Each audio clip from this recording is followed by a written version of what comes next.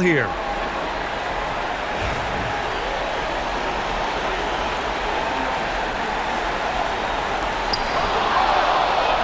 And not a moment to lose on this possession. Got to go right up with it and then foul immediately. Green's got a full toolkit now, which makes him unstoppable at times.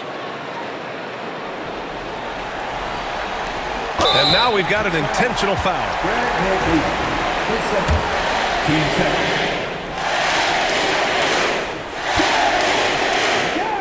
He drops the first one, and that puts him up 5. And so he drops them both, and it's a 6-point ball game. Sensing an opportunity here to increase the lead and capitalizing on it.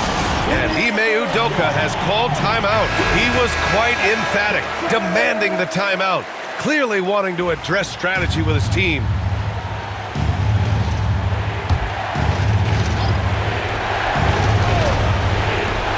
Here's Şengün. Count it!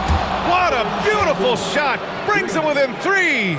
And that is a gigantic shot from Alperen Şengün, showing he can be counted on in the clutch. Yeah, and that was a smart move. I mean, you have to foul right there. You just don't want them to run out the clock. Yeah, they have to extend the game. I mean, plain and simple. Use every second you can on the clock here.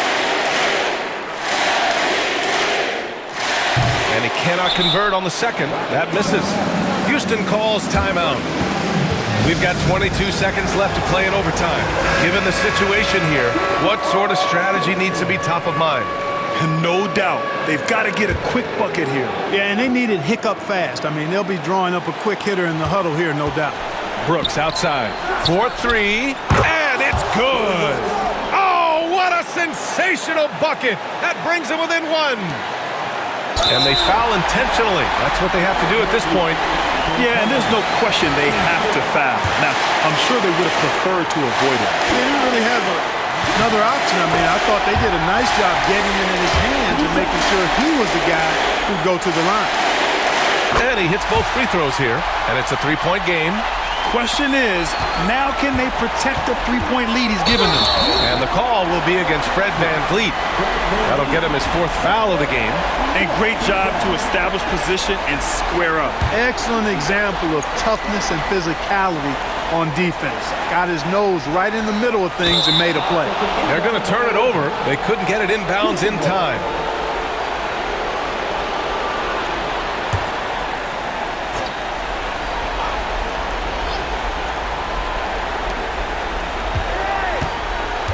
Brooks outside to tie it up. And they'll get another chance. The 3 won't fall.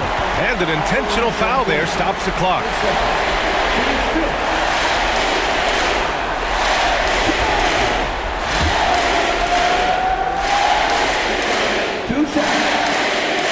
Good on the first. And that gives them a 4-point cushion.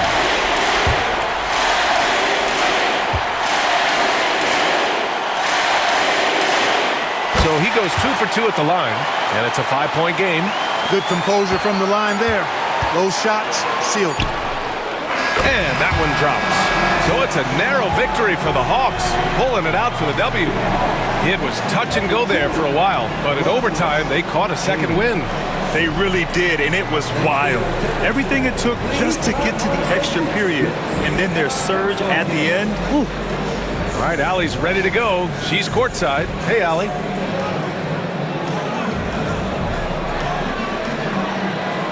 Trey, this is a young team. Talk about the chemistry and the connection and how you play together.